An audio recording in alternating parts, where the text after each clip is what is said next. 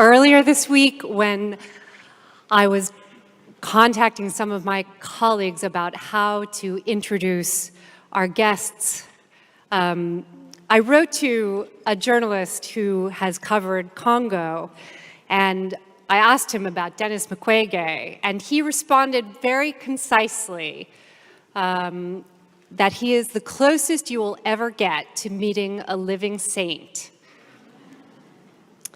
Dr. Mukwege has devoted his adult life to treating the wounds of women who have been raped.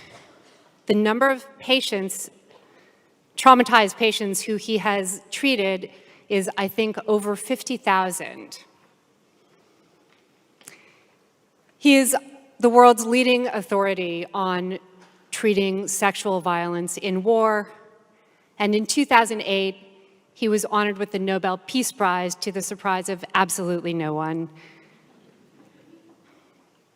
But my favorite story about him is that in 2012, when he and his family were forced to flee his country for their own security, it was ordinary women who raised money to buy him a return ticket so that he could continue treating them, and he got on that plane. He will be joined in conversation with another guest who certainly needs no introduction from a middle-aged newspaper reporter. Emma Watson was an acclaimed and powerful person when she was still a little girl. And what's happened since then is maybe even more unusual, which is that she has shown how it is possible to cross over into womanhood without turning down the volume on your opinions, without worrying about who you will please or displease when you say what you think. She is unapologetically herself and unapologetically feminist. And I can say, as the mother of two young daughters, that she is bringing a lot of people with her.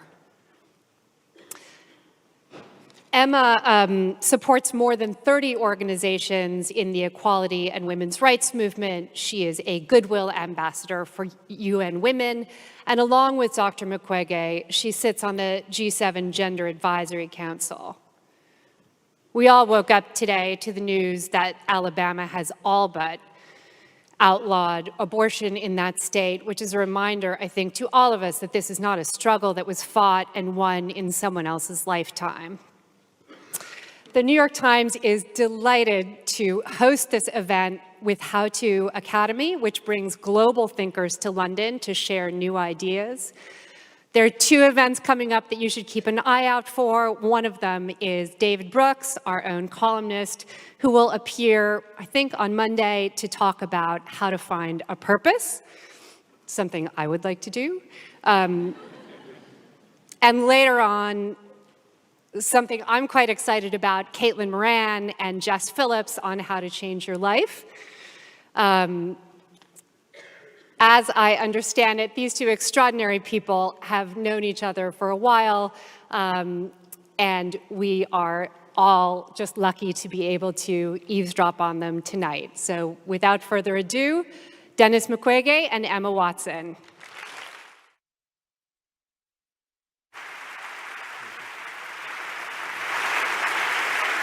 Thank you. Thank you.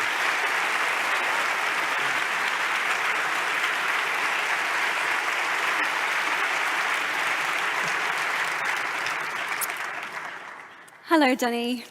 Hello, Emma. We have a bit of an audience here. It's been such a pleasure to spend so much time with you in the last 7 days. I hope you don't mind, but I'd like to begin right at the kind of point when your work started, which was 1996, the first Congo War. What started the conflict? What were some of the long-standing underlying issues that contributed? Yeah. In 1996, it was just after the genocide in Rwanda, So millions of refugees, Hutus refugees, fled to Congo. And they created some camps just at the border of Rwanda and Congo. And this lasts for 2 years. But after 2 years, Rwanda decided to destroy all these camps. And at this moment, really, we thought that it was just to destroy the camp. But something terrible happened at this moment. So I was a medical doctor at Lemera Hospital, and doing my job as a medical doctor. But on the night of the 6th of October, the hospital was attacked, and more than 30 people were killed, including my patients and some of my staff. And I can say that my life really changed since this moment. It was less than a year after the first Congo War ended that the second Congo War began, and this time you were forced to leave, and you left where you were working in Lemera, and you went back to your home city of Bukavu. And it was here where you first started Panzi Hospital. Can you tell me a bit more about this part of your story? Yeah, in 1998, the Second War started.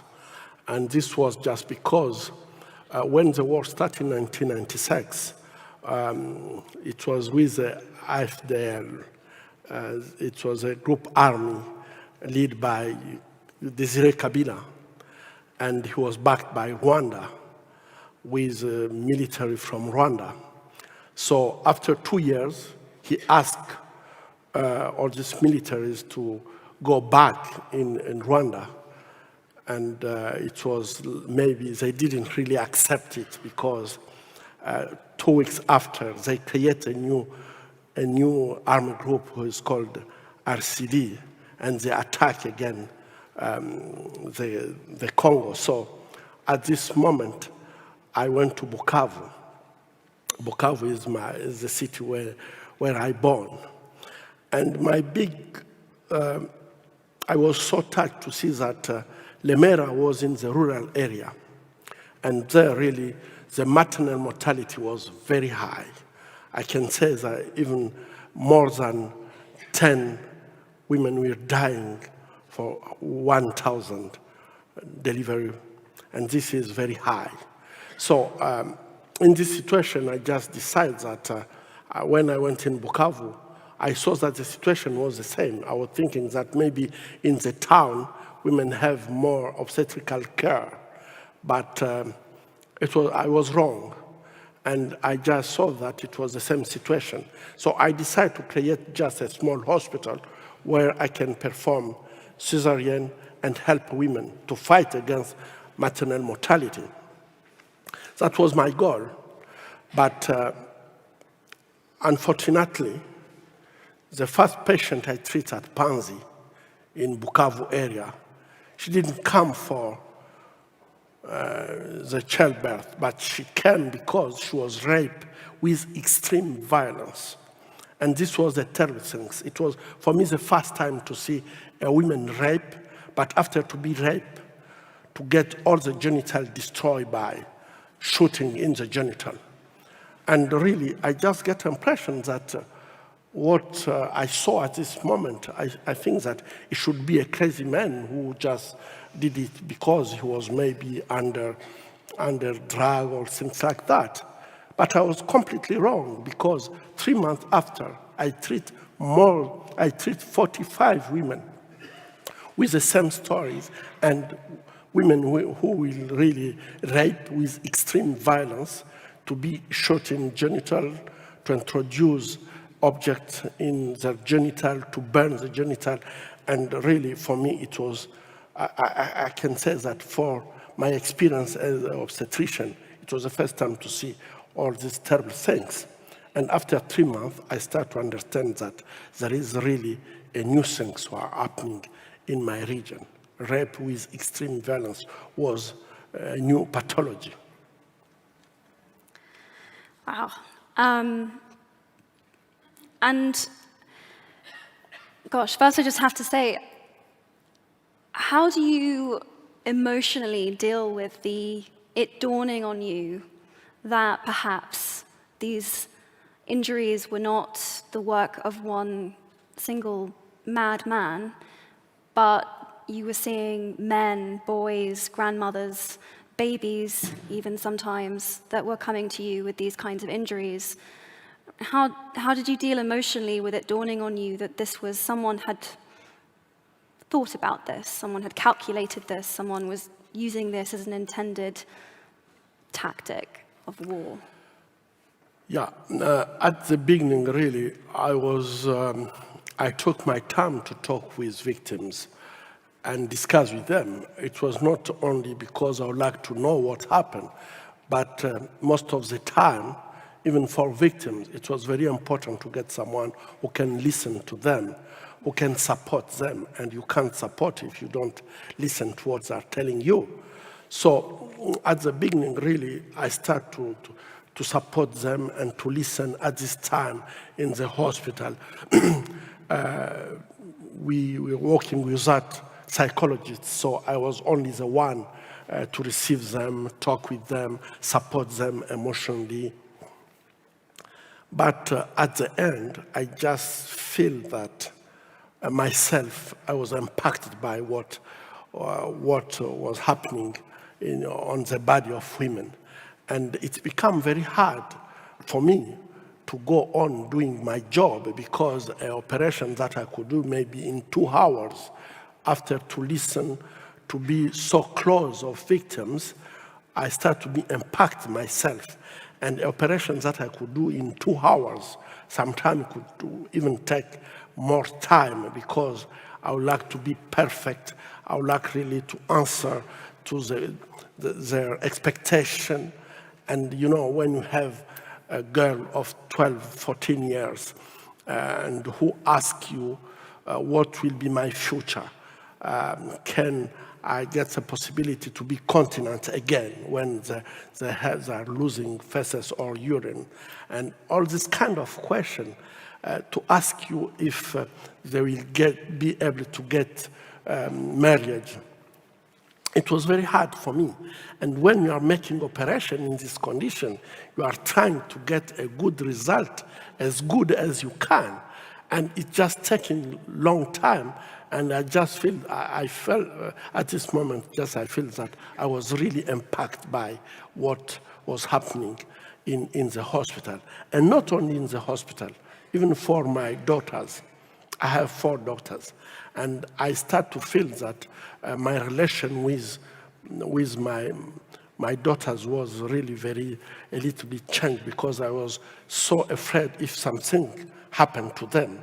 And to start to be even the nightmare with all this situation. So at this moment, I really think that I should not go on talking with victims and know exactly what happened.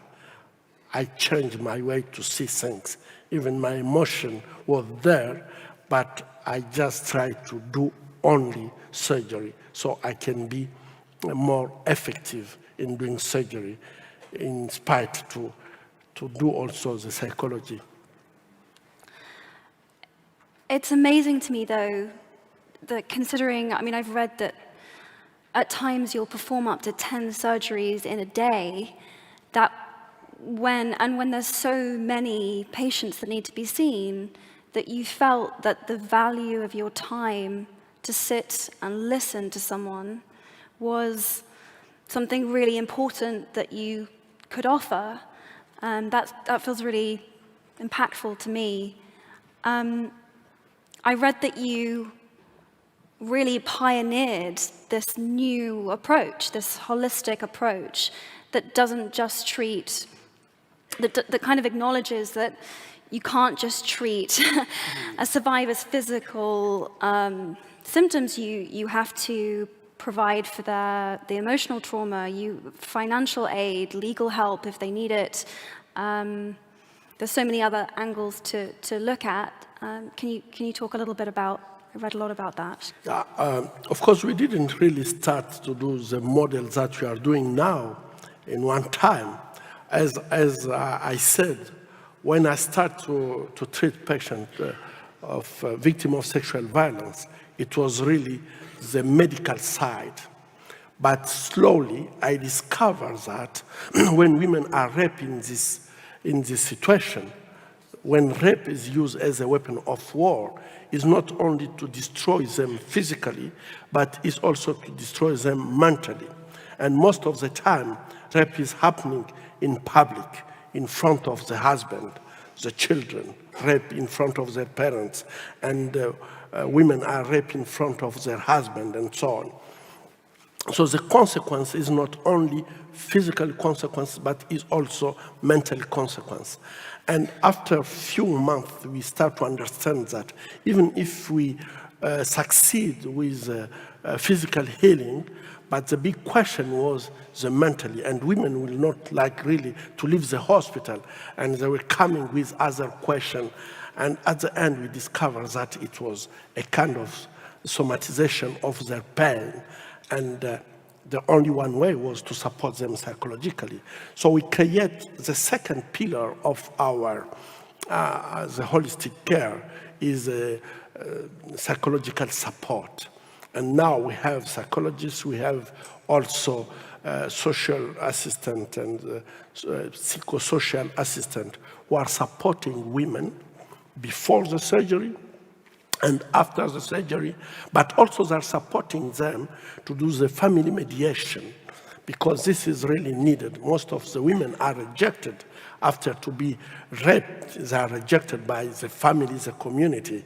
And it's very important for them to treat their emotion also is to reintegrate them in their community. The third pillar just comes because when women are rejected, they don't have families, they are alone.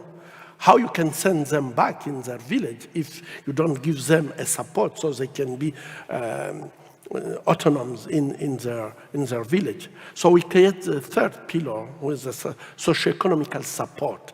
And there, when girls are very young, we have a program to send them to school.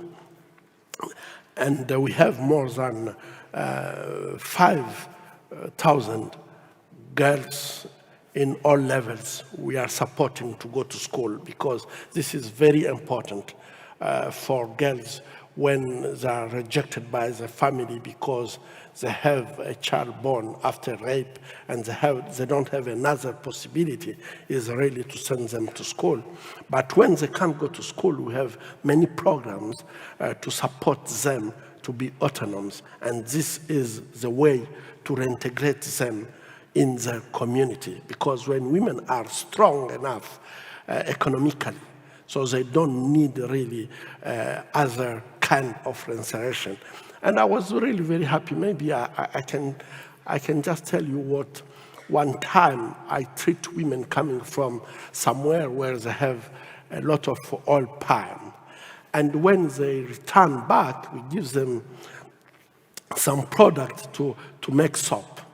And I was so impressed.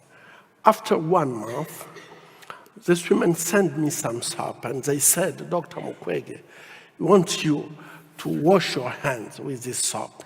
And each time when you wash your hands with soap when you are treating patients, think about us. When we come in the hospital, our name was rape women. But today, we are soap makers in our village. And everyone is treating us with respect, because now if they want to buy soap, we are doing the best soap in the village. And our future completely changed with this program. And you can see that some time to reinsert people in the community is just to give women the capacity to be autonomous. The last pillar is the legal assistant. And this is very important, because when women are physically they are good, Mentally, they are enough strong. Economically, their children can go to school, they can eat without problem, and maybe they have a small shelter. The last thing is dignity. And for the dignity, most of the time women are coming back at the hospital to ask us how we can support them to go to justice. So at the hospital now we have a program with 7 lawyers who can make the files for victims and accompany them to the court. And this is really something where I think that we need to do more, because the government is not helping us enough to support women to recover and restore their dignity. And the justice can help also to do reparation, because for most of the women we are treating, they need this reparation. They need that the society, the community can accept that we didn't protect them enough. They need just to understand that the community recognize that they should be protected as human, and they didn't. So this recognition and reparation is really the steps that we are fighting for, and women deserve it, because I think that they need to be protected, and it didn't happen. Yes.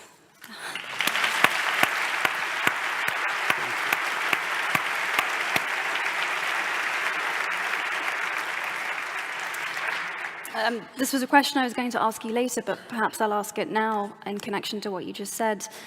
You recently worked on some language. You worked on a UN resolution with Nadia Murad, with whom you share the Nobel Peace Prize. And the resolution was almost scrapped entirely, but the language got watered down a lot by the USA. And I'm just curious how did you feel about that? How do you feel about our ability to continue to move forward and form broad coalitions when domestic politics often will kind of interfere with that? Yeah, I think that this really was, I can say, a terrible moment for me and Nadia, because to be at the UN and just to see that Russia, China, and America can come together to veto a resolution fighting for the rights of women, and especially the right of reproductive care health. I think that this was really terrible, especially for me as an obstetrician and gynecologist. How can you just think that one moment that in taking care of victims of sexual violence, you have not to talk about reproductive health care? And this really was terrible things, but I think we need to be a little bit more positive about this resolution. Yeah, because we really, I think that what happened is, in this resolution, it's the first time that we talked about children born after rape. And you can't imagine how this question is very hard, not only for our community, but it's also a hard question for victims of sexual violence. Because to get children without identity, to get children without any filiation in the community is very dangerous, because it's like you have children, you don't want to give them identity. So they are very dangerous for the community. But also what I saw for women when they have children born after rape, it's like every time when this child can do something bad, all the symptoms come back again. So we need really to find how we can protect these children so they can be a problem for the victims. And for the first time, we talk about children born after rape. And I can say that this is a progress. We have really to take this progress. Can you imagine that with Yazidi women, for example, it's clear that the community said We can accept women back, but we can't accept Muslim children back. And what it means, I can't believe that a child of 2 years, he decided to be Muslims. Maybe the father was Muslim, but the child, we have to give them a chance to choose what they want to be. But if the community just stigmatize them already and just puts this stigma and say you are Muslims, we can't accept you in our community, it's terrible for the future. And in my community, we have thousands of children in this situation. They can't even take the name of the community because the community have impression that the father of these children are enemies of the community. So we need to deal with this question and find a good solution. Children have the right to be protected, how they can, but we have to protect them. And this is the first time. The second thing, we succeed to get an approach center, a survivor center approach in the way to treat the victim of sexual violence. And this also is really, I can say that a progress in what we got last time. The third is the Global Fund for Reparation. Yes. And the last thing is, we talk about sanctions. And I can say that the big problem with sexual violence is impunity. You can see that in many cases, we are fighting a lot against impunity. But most of the time, we don't have enough tools to fight against impunity. If it's already very difficult for women in the peacetime to get proofs when they are raped, how can you use the same laws in the wartime and ask women to collect proofs to go to justice? Yeah. And I think that this is really some questions where we need a kind of innovation so women can feel that they can go to justice and don't be humiliated for the second time. Because the big question is when they come and you ask a woman, she came after 6 months to be raped, and you ask her to give proof of what happened. It's just, I think that at the end, women will just stop to go to justice because they know that the first question will be, prove what happened. And they can't give this proof because when people are shooting, if someone shoots here, I think that everyone will try to protect himself. And don't try to see who is shooting, why he's shooting, and shooting with what. And all this question to ask women, all this kind of question, after all, is nonsense. So I think that now we are trying to push on this question so we can be sure that women in conflict, how we can help them to get justice. And I think that this is not nothing. It's really a progress. Thank you. Thank you.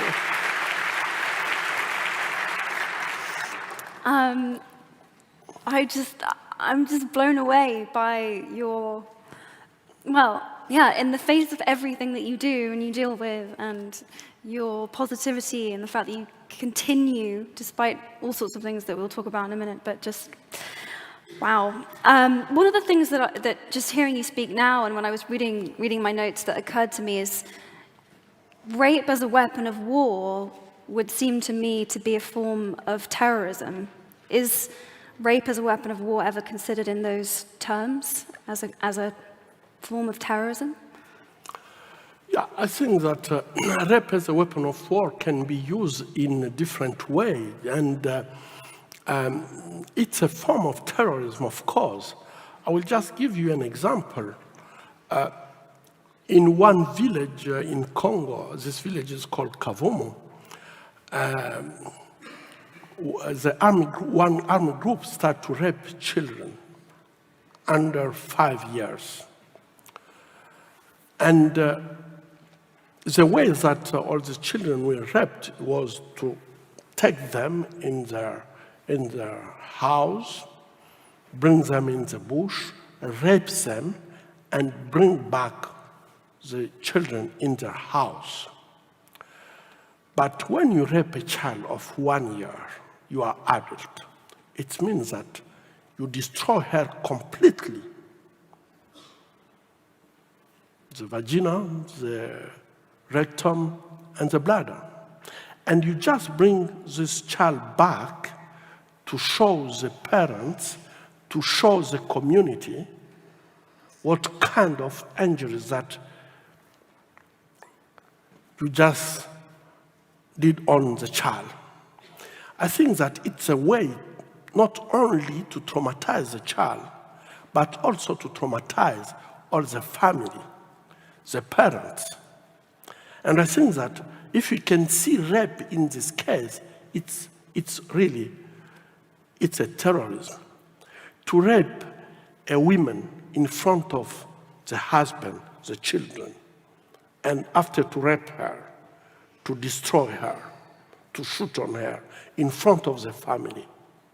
It's a terrorism because why you are doing this is just to create a terror so the population can be afraid, the population can respect you. You can use even the population as slaves.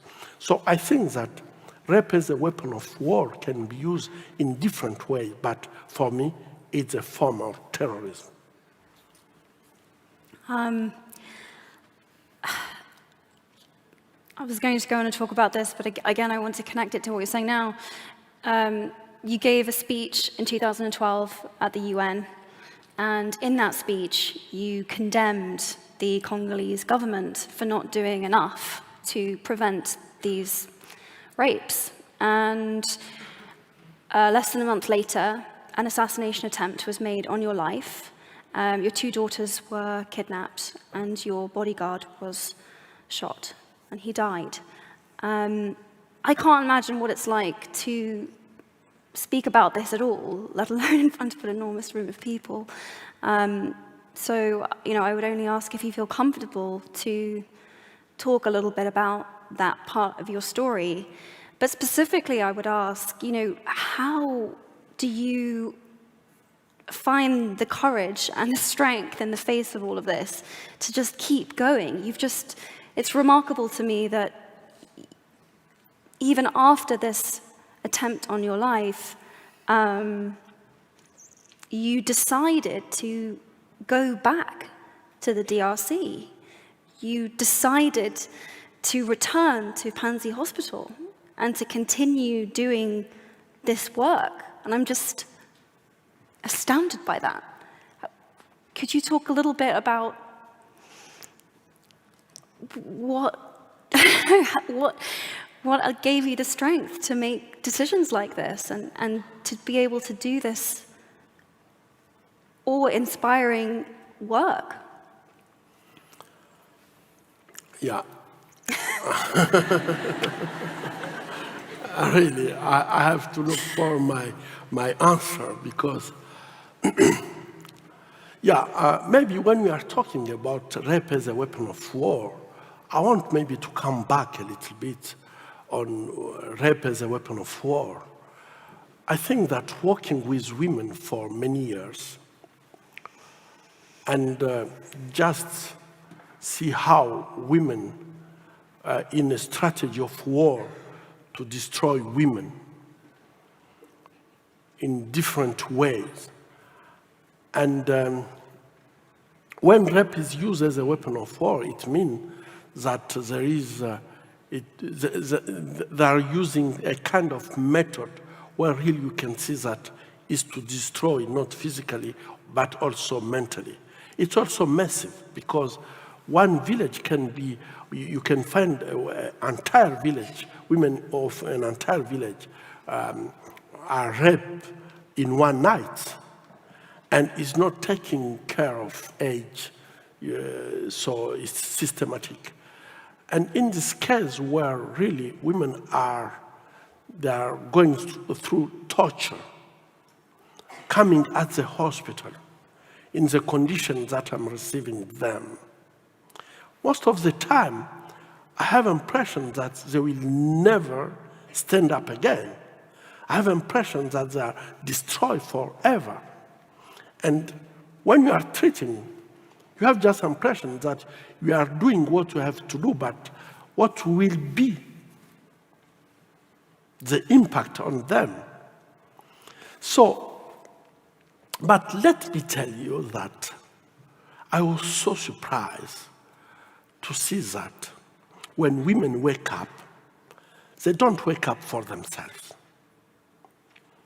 Even if they come unconscious in the hospital, or even if we make an operation under anesthesia, when they wake up, the first question is, how are my children? How is my family? Where is my husband? And for me, this is really to think about others when you are suffering, and people around you have impression that there is no hope for you, but you're still thinking about others. This is really something that touched me a lot when it comes to women and their attitude. Because I'm treating also men, and I can see that when a man, after to be shot or something bad happened to him, to be operated, for example, the question is, what is my future? What will be the future of my hands? I'll be able to walk again. And I think that you can see that with these two different ways of the approach of the life, for me, is really special. And what I'm trying to do is really very, very small, if I can compare for what women are doing for all of us. We have just to think about it. And for me, I think that to go on doing what I'm doing, I have just impression that what women are doing is a lot. And if I can just bring my small contribution, it's just a small contribution. But what women are doing is really great, great. And I admire them, I support them, and I can do even more, but I know that I'm so limited to help them. But women, in each circumstance, they are thinking a lot about others and not only about themselves. And this is something who is just pushing me to move forward.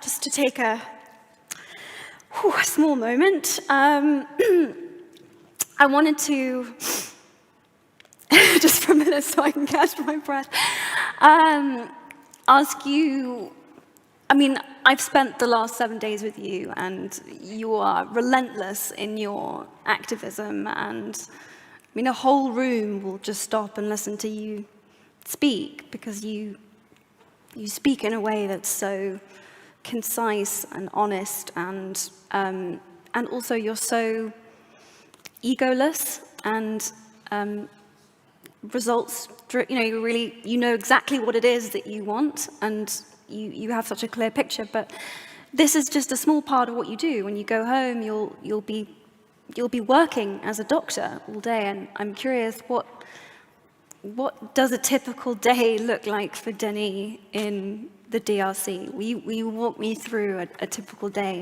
in your life, in your home? Yeah. Normally, the days are not the same, because I have 2 days per week when I'm doing my clinics to receive patients.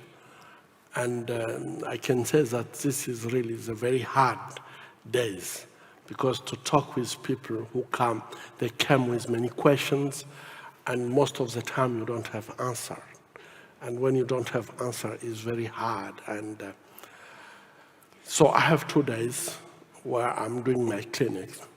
I have also 2 days where I'm working in the operating room to perform surgery. And I can say that for me is maybe the more easier, because there it's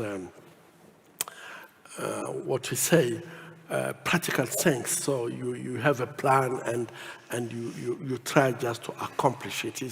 It's not like to talking with someone who is rejected by all the community, who is rejected by the husband, who is thinking about the children who were killed or things like that. It's more heavier too.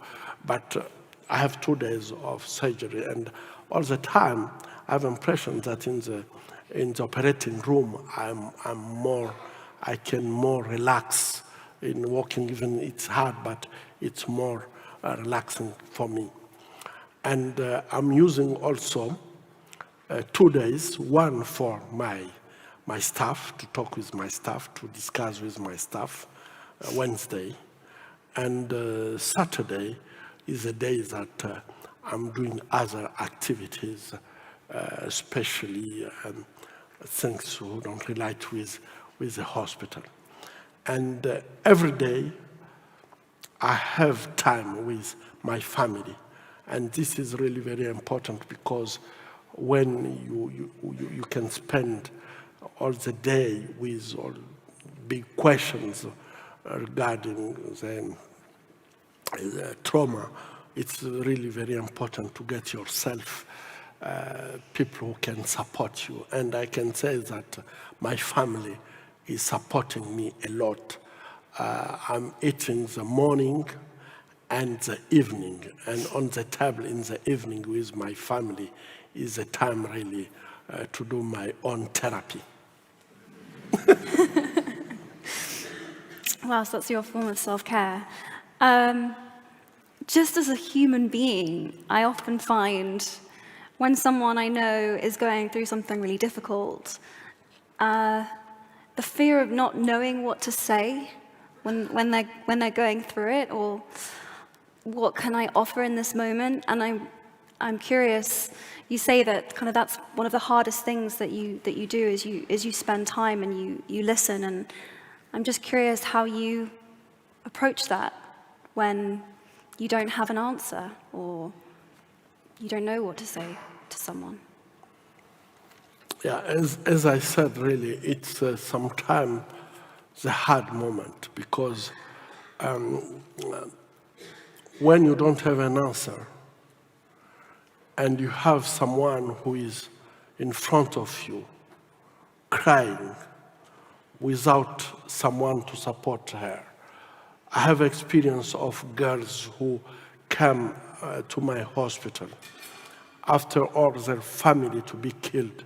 So they are alone, and not alone with all their capacity, but to be pregnant at 12 or 14 years is with big consequences on their body.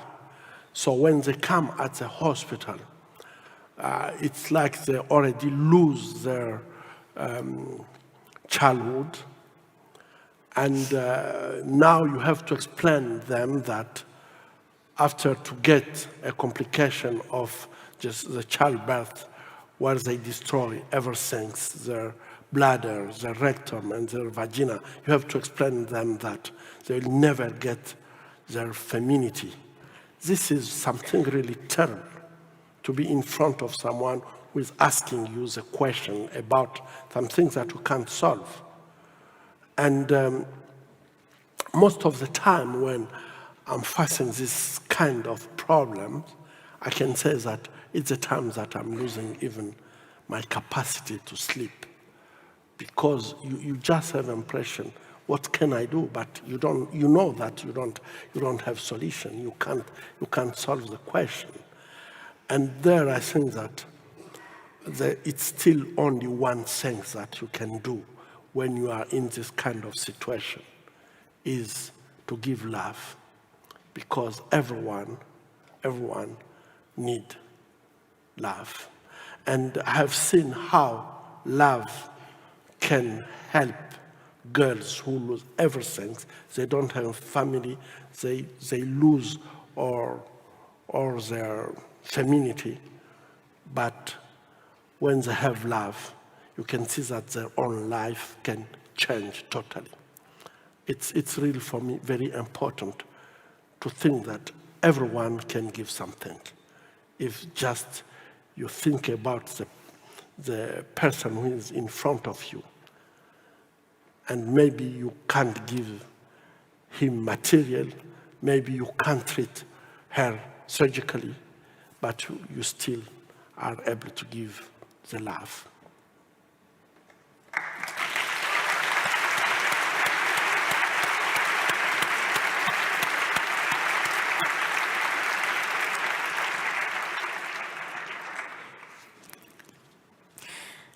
Throughout the whole of your career, you've championed girls, women's, survivors' voices.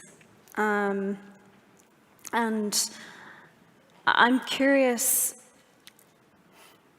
in terms of activism, what you think that movements like Me Too or Me Una Menos or Time's Up, or do you think that these movements are important? Do they play an important role on tackling gender-based violence, on destigmatizing sexual violence?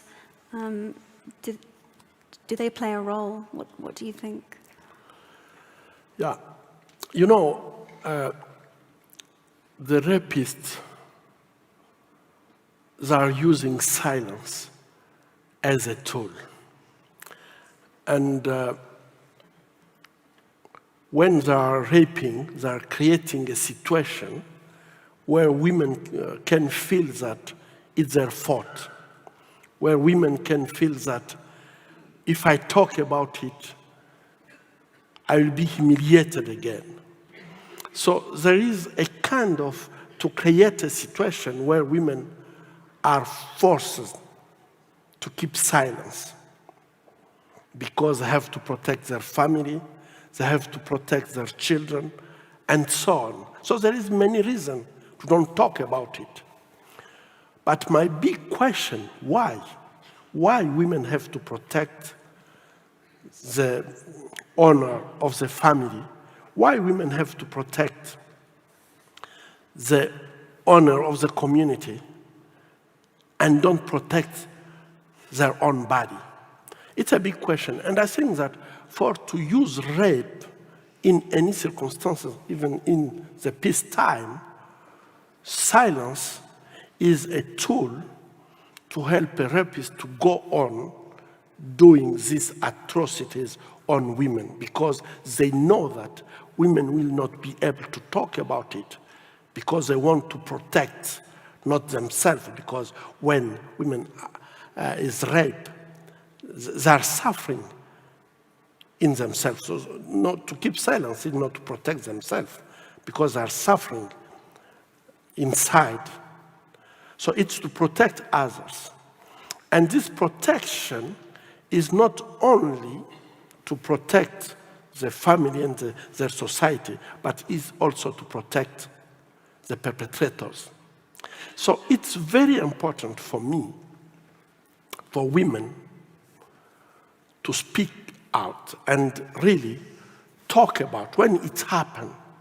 To break silence is really a strong weapon against rape in any case, in peace moment or in the war moment. And for me, all this movement is really something new. And it's a hope for me that we are on a path to fight against sexual violence. Because when we'll be able to shift the shame from women to perpetrators, then I think that all men before to rape have to think twice. But today, it's just to create a situation where women will feel guilty even if she is a victim. And this is protecting more perpetrators than victims. So I want just to tell to women here, speak out, be strong, just break the social norms and go ahead. It's not your fault. You have to understand that you are not, you don't need to feel guilty about what happened to you. Break silence. It's only the one way that I think men can take more responsibility. And for me, all this movement, I support them 100%.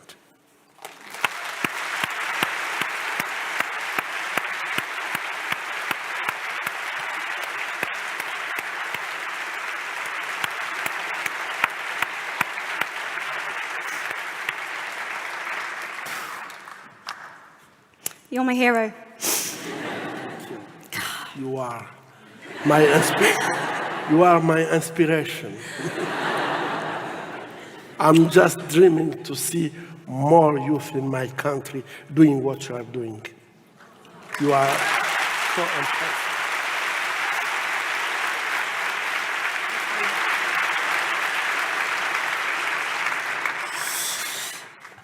I was going to ask you a question about commentators who say that the Me Too movement has gone too far, but I think perhaps I won't ask that question because the answer seems obvious. Eve Ensler is our dear mutual friend. It was through her that we first met at the City of Joy premiere in New York. She calls you a beacon for all men to follow. And I'm curious, I think that there are a lot of men in the world now that want to do something to help, that want to participate, but sometimes that don't know what to say or how to do that. And I'm curious what advice you would have for men that want to be effective allies like you. When I think of male feminist in my head, you know, it's you. And for men that want to show solidarity with us, what advice would you give? Yeah, I would ask all the women in this room to applaud the men who are here.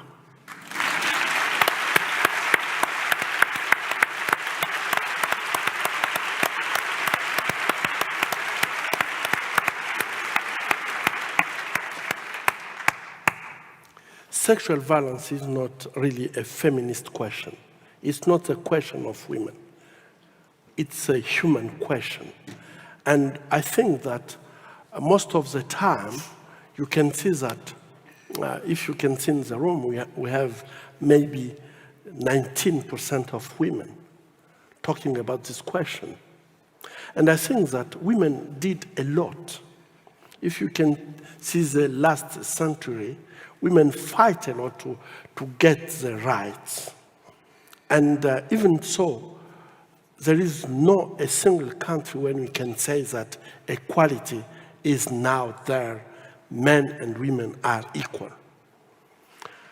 And for me, it's really very important for women to understand that fighting against sexual violence, fighting for equality, men and women, is to fight also for our own rights. And this is very important because I think that women did a lot. Now, I think that it's time for men to stand up. It's time for men to change the behavior and just support what women are doing. We have a lot of examples where you can see that when you support women in the community, all the community is just moving forward and with the result. And this is not what Muckwege is saying. We have statistics on it. So why we have not to use what we know that can help our society to be better? So men, we have to stand up and support women. Good.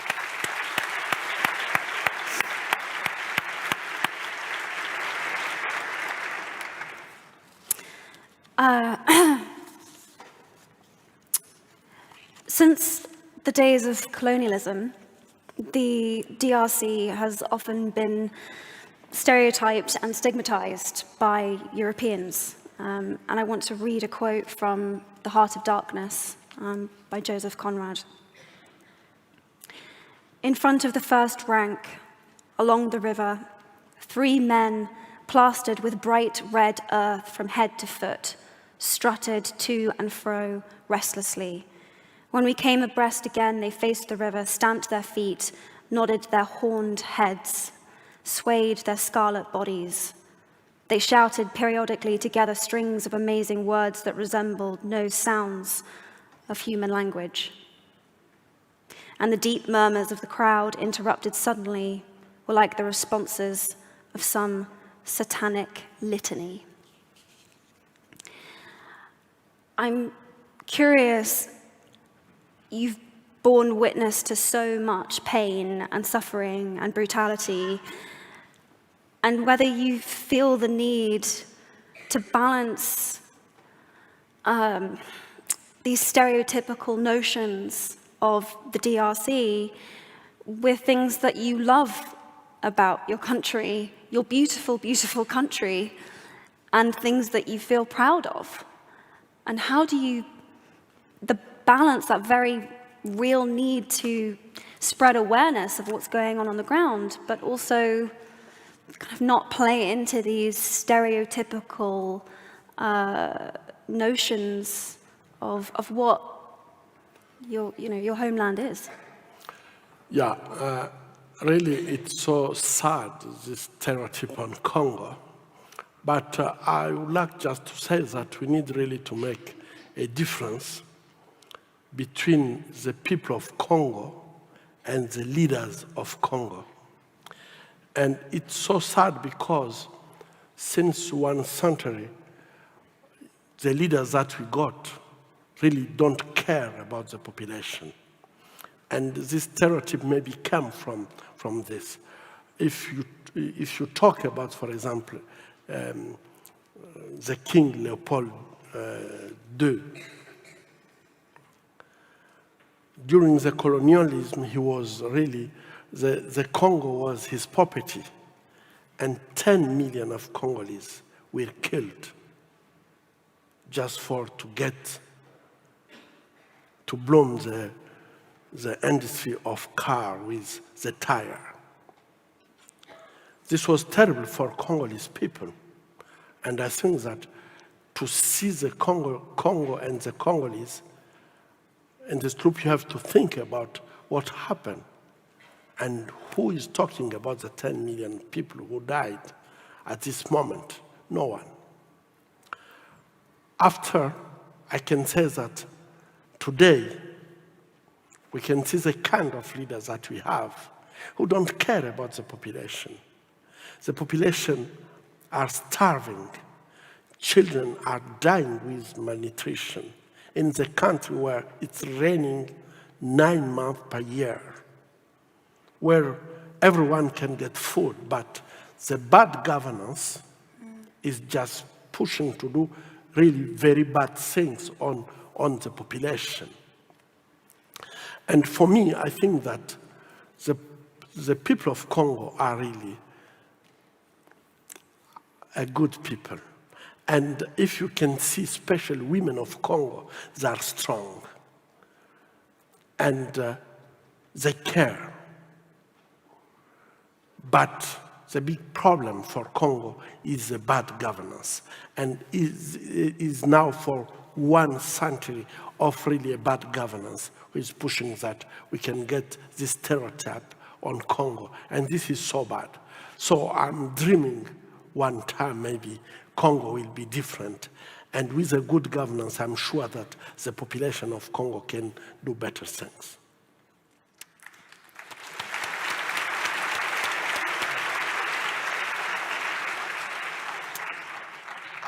Would you share something that you love about your country, something that you love about your home? Yeah. You know, I don't know if you already visit Congo, but crossing the Congo from east to west and the nature, the biodiversity is really something that I appreciate a lot in Congo. you can see that we have good lakes, we have forests, we have good rivers, we have many kind of animals and so on. So Congo is really a paradise, but the big problem is that to don't have good governance is just changing everything. And really, if you meet with women of Congo to see how they're singing, dancing, they're beautiful in many colors, I can say that really this country needs really to get strong leaders who can just bring all these beautiful things to be seen in a good way and not be a kind of stereotype of only bad things. In preparing for this interview, I didn't know this, but the DRC is one of the only places in the world that you can mine the specific mineral that we make our electronics with here in the West. And I wondered, I'm sure you're probably the right person to ask, what is safe to buy? What doesn't contribute to more conflict and bloodshed? Are there ways to be mindful about which electronics and which things to buy and not buy that doesn't contribute or make things worse? I think that the problem is not what you are buying, because I think that we have capacity really to do things better. Today, the question is about the mobile telephone, and you can't get the telephone that all of us have. We can't get it without the contribution of Congo, because the telephone is using tantal, and this metal is really needed, and it's a specific metal in the mobile telephone. But I can say that the way that this mineral is exploited is really the bad way.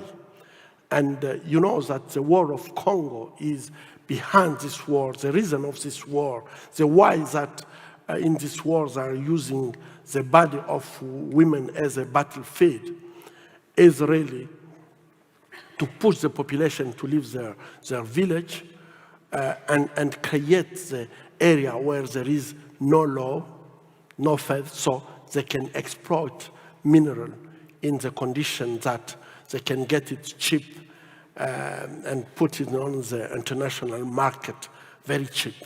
So I think what really we can think about this is how we can control that we can get this mineral in our mobile telephone, in our laptop, in all our electronic gadget without killing, raping, destroying children, using children as slaves in mines.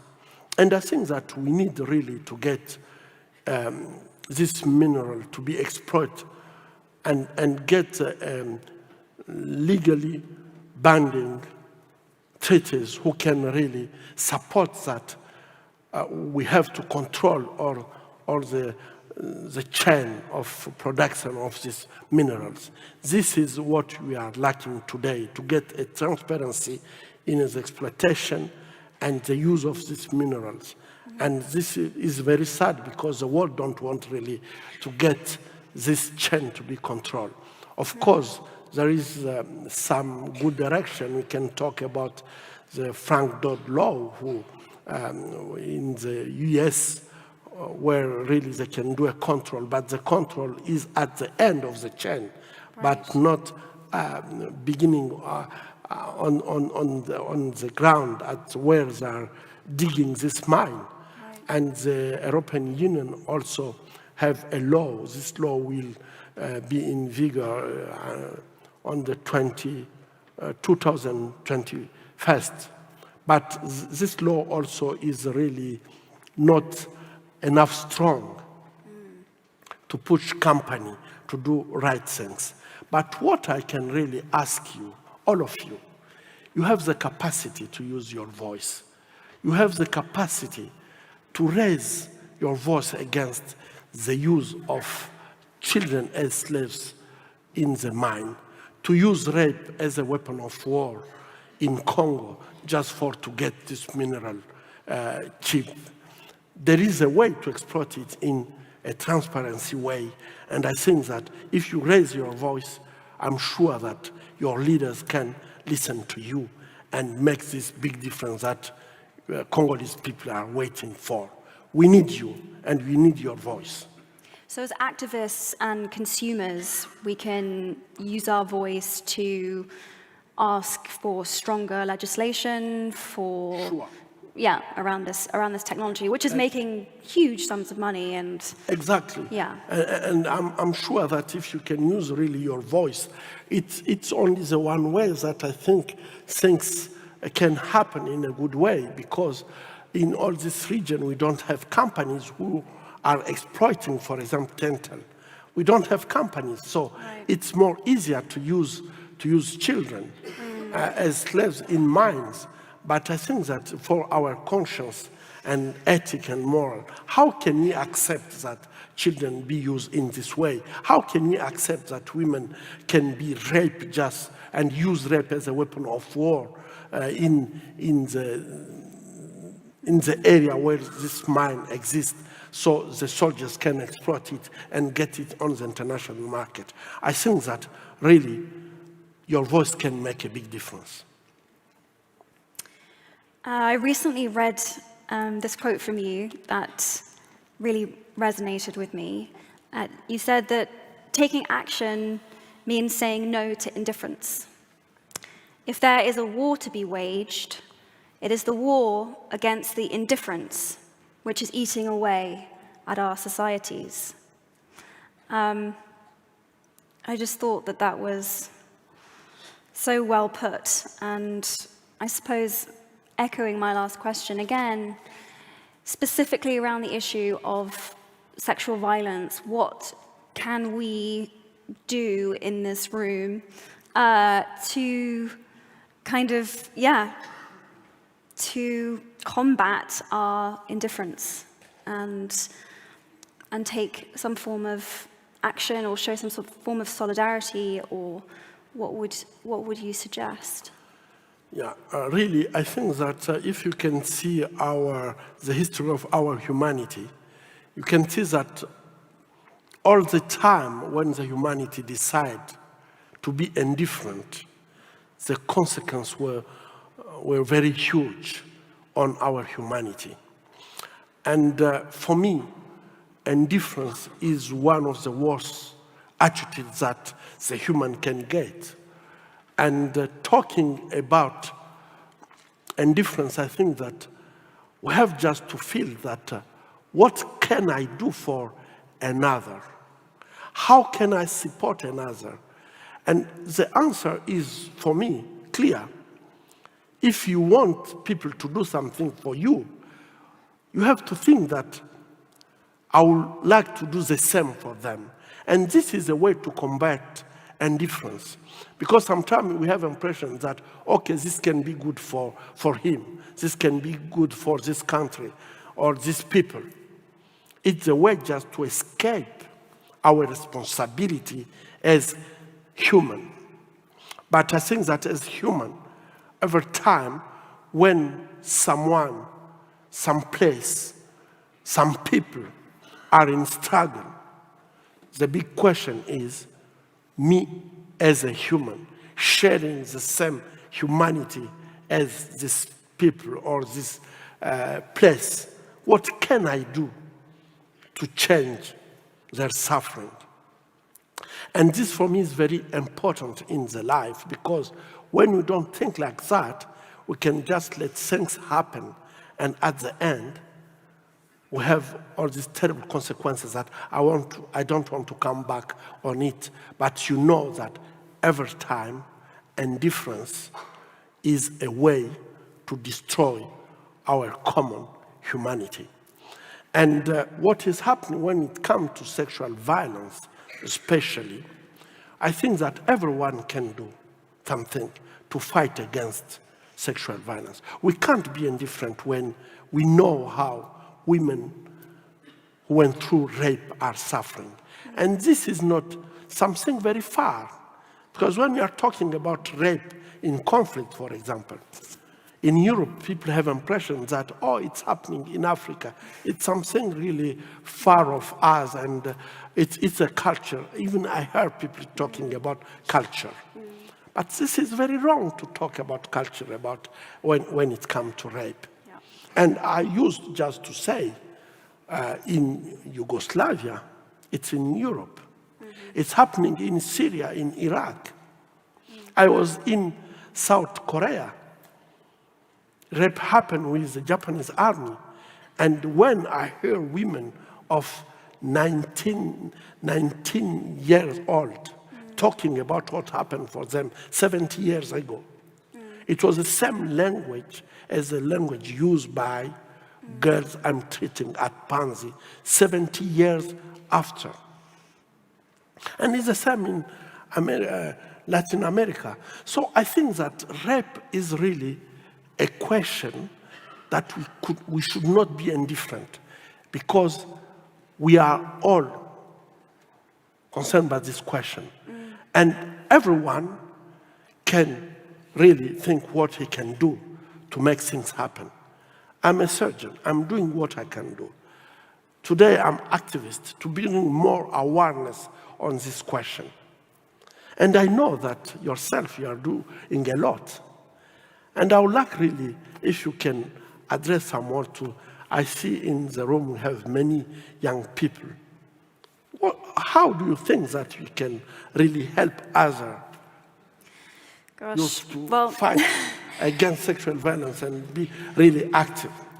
I would echo what you've said, which is that it's very easy to think that this is something that's just happening in a far distant, far-flung corner of the world that we will never visit or see in communities that we aren't part of. But like the most common UN statistic is that I see that this room is mostly full of young women, which will mean that almost a third of the people in this room will experience some form of violence, sexual or otherwise, in their lifetime.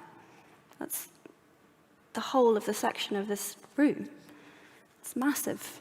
This isn't an issue that will not touch us. It's going to at some point or another, which is awful.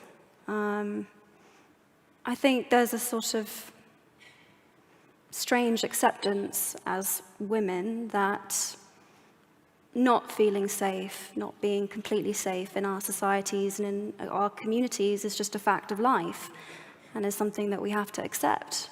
That's the way of the world. It's dangerous to be a woman. But I don't think that we do have to accept that. And I do think that there are other ways that we could live and be. And beyond that, I think we deserve it. We have to demand it. We have to believe that it's possible. We have to believe in that world. It can't be a utopia. I suppose that's what I'd say. Thank you. Thank you. By the way, Pansy, the hospital that Denny works at, clearly does so much more than just a hospital. It's a symbol, truly. And if you want to support Dennis's foundation and the hospital, then that is something that you can also do. I have some audience questions, if you'd be up for that. Divyashri, and I hope I'm pronouncing your name correctly, wherever you are, wants to know, what lessons from history help you to understand the present day? Yeah. You know, I was reading what happened in 1930, around 1930. And I have an impression that when you can see the media today, you have impression that we are not thinking a lot about what is happening around us, but you can see that hate is just growing up, and you have impression that people are talking about things regarding hate as its normal sense. And people don't really, they don't feel ashamed to talk about minorities. And I'm so afraid that we really don't learn enough for what happened in the history. And you have impression that you are in a normal time. But I think that we should be aware about what is happening now. People are talking about racism, talking about other people just building wall in spite to build bridges. And I think that this is very dangerous. And I can just make the comparison, and this is a lesson for me for the history, that we should think a little bit more about what is happening today and be really clever that we don't repeat the same mistakes.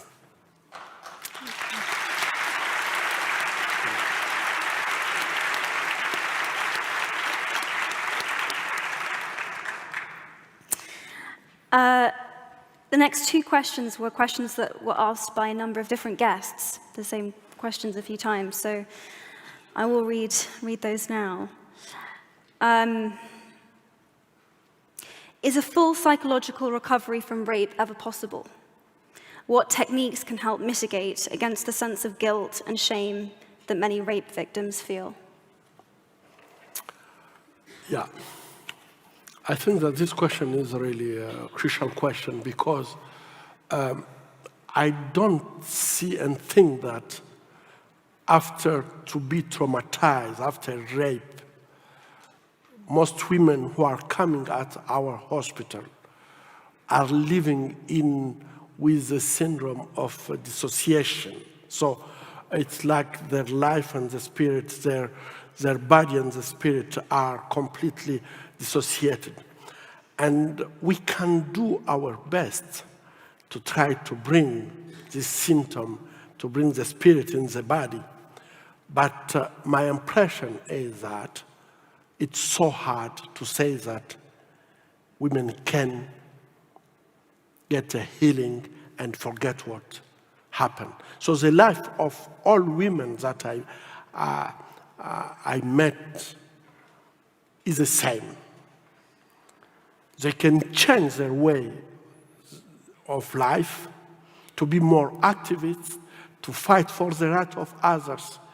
But all these things is completely different of their life before to be raped. So I can say that even if you have many techniques, in Congo now we are trying to use the musicotherapy and see how this can support.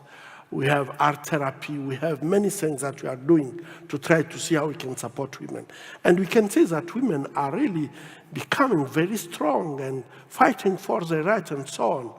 But you can see in the attitude that when someone rapes you, deny your humanity, put you in a condition that you have this feeling that you are not a human at all, it's very hard to become normal.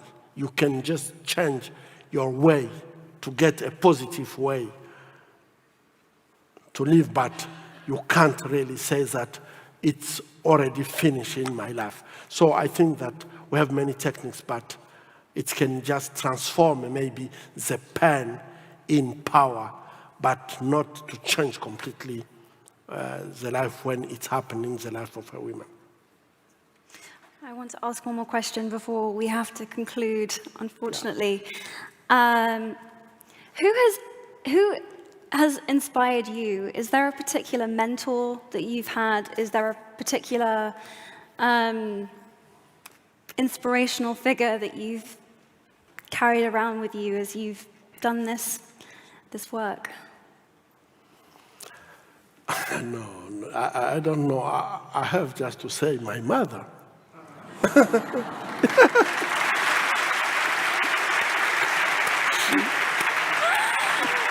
You're killing me, Danny. You're killing me. She's my mentor. She's your mentor. Exactly. Wow. I don't know how to thank you for giving up your limited time to be here and have this conversation with us. I don't know how to thank you for being so inspiring, and just thank you so much for being here and doing this with me and everyone who's in this room. We are indebted to you. We are awe-inspired by you. We thank you. We deeply thank you. I want really to thank you for what you are doing. I know how you are committed for women around the world, and what you are doing is so inspiring. And I hope that if really you can bring more young women as you to fight for the right of others, as you are doing, I think that you can make really a big change of our world. And I hope that maybe one day you will come in Congo and just talk to women of Congo. I think that this will make a big difference for us. Thank you a lot for what you are doing.